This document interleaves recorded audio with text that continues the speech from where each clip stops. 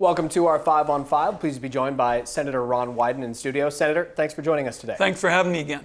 So how will the passage of your party's massive infrastructure bill benefit Southern Oregon specifically? Craig, what I can tell you is you can't have big league economic growth with little league infrastructure. And here are some of the priorities for Southern Oregon. First of all, transportation. That's absolutely key. The effort to deal with fire mitigation and dealing with fire risk.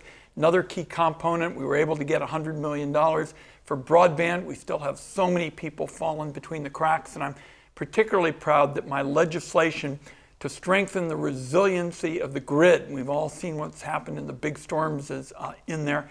Those are going to be fundamental investments that are going to create high-skill, high-wage jobs across our state and certainly in Southern Oregon. Your Clean Energy for America Act is in the Build Back Better legislation that's in the works. Does it have the support of both progressives and moderates in your party? It does, and it cleared the Senate Finance Committee I chair unanimously on the Democratic side. Here's the bottom line. It is going where the country has never gone before with the tax code. In the past, people have just handed out tax breaks like they were practically lollipops. What we're saying now for the future is that the more you reduce carbon emissions, the greater your tax savings. We are tying carbon emissions directly to taxes. Never been done before, and I'm very proud of the fact that this was something I worked on for a long time. You mentioned fires before. Your National Prescribed Fire Act would support pre-fire season controlled burns to reduce hazardous fuels and mitigate the worst effects of severe wildfire. What is stopping that from becoming law? Is it simply a matter of the price tag? No, I believe it will become a law before this Congress is out. Senator Joe Manchin is my lead co-sponsor. He chairs the Energy Committee, which I chaired. And let me tell you, the whole idea of trying to do carefully controlled burns during the colder weather months makes sense. And if you talk to the folks in Sisters, they will tell you a controlled burn literally saved their town. Senator, we're going to take a quick commercial break. Stay with us. We'll be right back.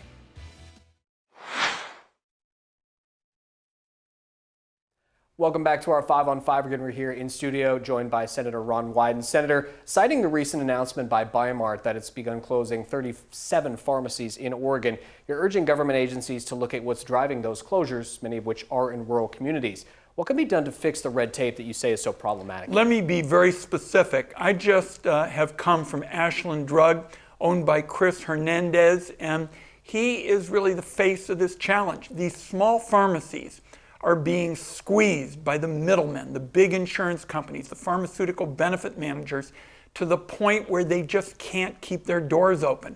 And they are such a valuable asset, not just in Southern Oregon, but all across our state, because these small pharmacies, they know so much about the patients when the patients are volunteering information about their health.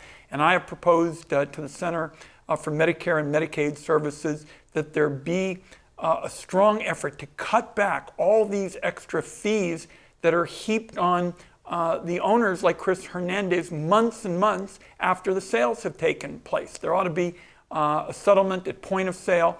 The Center for Medicare and Medicaid Services has the ability to do this administratively. As chairman of the Finance Committee, I'm doing it because it's going to make a difference for Chris Hernandez right here in Southern Oregon at Ashland Drug, but scores of other small business pharmacist owners across the state and the country. And if we look at the challenge of healthcare and healthcare costs, a big part of it has got to be to roll back this unchecked power of middlemen like insurance companies and pharmaceutical benefit managers.